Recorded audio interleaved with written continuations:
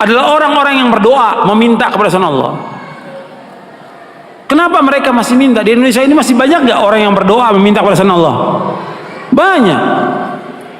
Mereka datang ke kubur-kubur yang dianggap kubur wali songo, dan kuburan yang dianggap keramat oleh mereka, kuburan yang kata mereka mengandung barokah. Nggak ada dalam Islam kuburan yang keramat, kuburan mengandung barokah, nggak ada di muka bumi, tidak ada sama sekali, nggak ada. Kemudian mereka datang ke sana. Seandainya mereka orang soleh, betul orang soleh, nggak bisa mereka mengabulkan doa, nggak bisa. Mereka mendengar pun nggak bisa. Seandainya mereka mendengar kata Allah, nggak bisa menjawab. Kan di sini Allah sebutkan di sini, man la yastajibu lahu, nggak bisa menjawab, nggak bisa mengabulkan sampai hari kiamat. Makanya kebodohan yang paling bodoh dan kesesatan yang paling sesat orang-orang yang datang berbondong-bondong ke kubur para wali untuk minta di sana. Kalau ziarah kubur boleh, perhatikan ini, jangan salah paham. Tolong perhatikan, dengarkan baik-baik, jangan salah paham.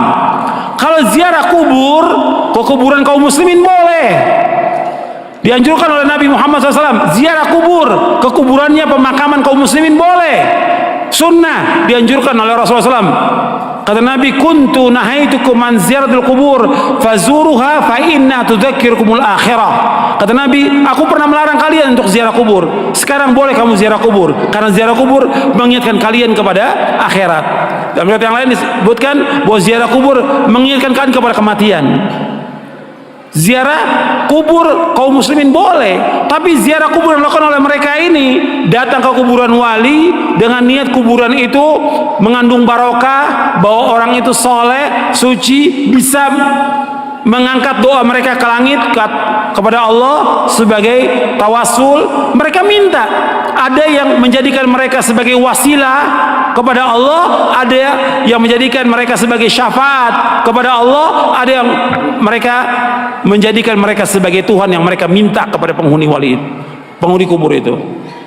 Ini kenyataan yang dilakukan oleh orang-orang yang ziarah-ziarah kubur ke kuburannya para wali. Dan ini kalau Anda perhatikan, kerusakannya luar biasa ini.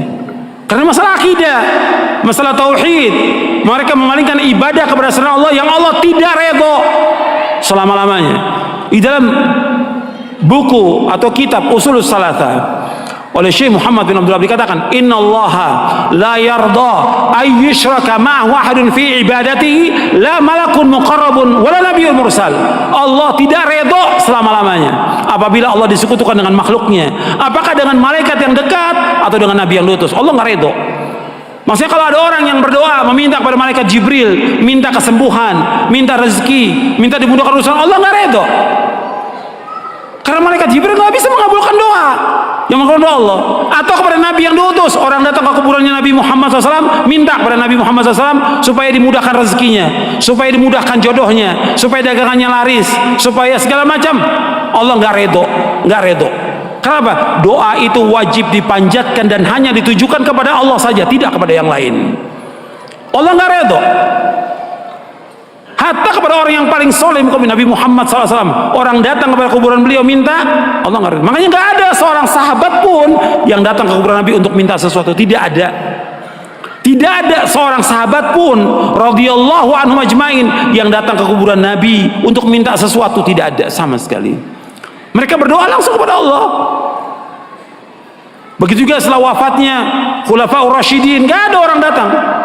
Tapi belakangan di abad kedua, ketiga mulai, siapa yang melakukan pertama kali penyembahan kepada kubur yang dikeramatkan pertama kali di muka bumi? Syiah pertama kali, laknatullah alaihim.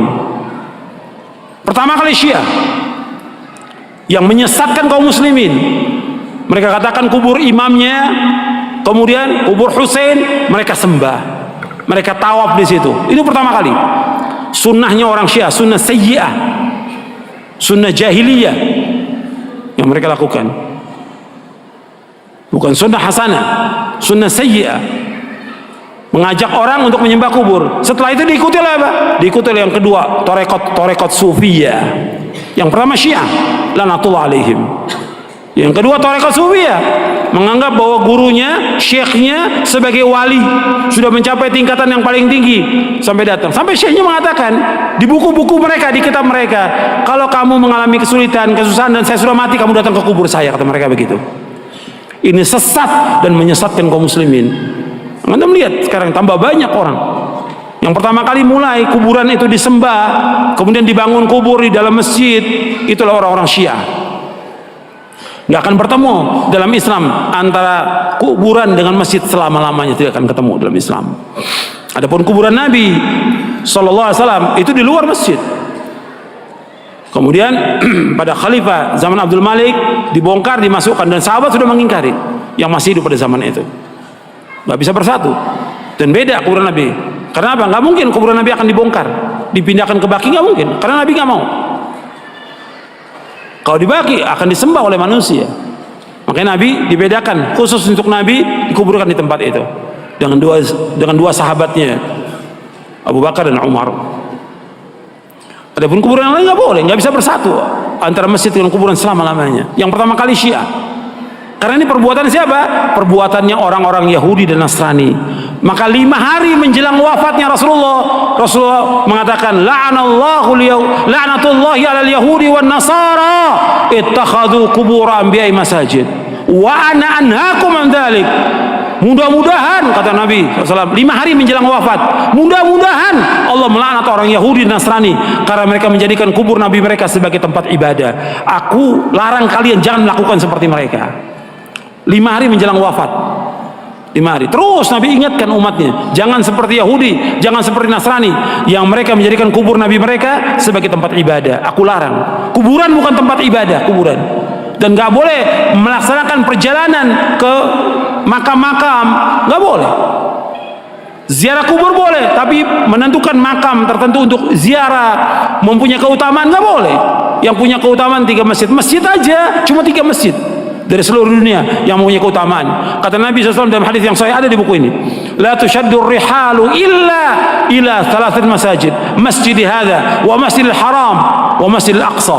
Kata Nabi, nggak boleh mengadakan perjalanan dengan niat ibadah kecuali 3 masjid. Tidak boleh mengadakan perjalanan safar dengan tujuan ibadah kecuali 3 masjid. Pertama masjidku ini, Masjid Nabawi. Yang kedua Masjidil Haram. Yang ketiga Masjid Aqsa. Masjid aja nggak boleh. Ada di Bandung umpamanya ada masjid yang bagus, orang mengatakan bahwa masjid itu punya keutamaan, nggak boleh. Semua masjid sama. Masjid di sini di Pustaya atau masjid yang lain yang dibangun semua sama. Ganjarannya sama kalau orang sholat di dalamnya, kecuali 3 masjid. Masjid Nabawi sekali sholat di sana 1000, lebih dari masjid yang lain. Kalau di Mekah, di Masjidil Haram, di Mekah maksudnya di Masjidil Haram saja, bukan di masjid yang lain. Di Mekah bukan, di Masjidil Haram saja itu 100.000 keutamaannya dari masjid yang lain seluruh dunia. Kalau di Masjidil Aqsa 250. Itu keutamaan yang disebutkan oleh Rasulullah Sallallahu Alaihi Wasallam. Kalau masjid yang nggak punya keutamaan kecuali 3 masjid, apalagi kuburan. Kuburan nggak punya keutamaan sama sekali.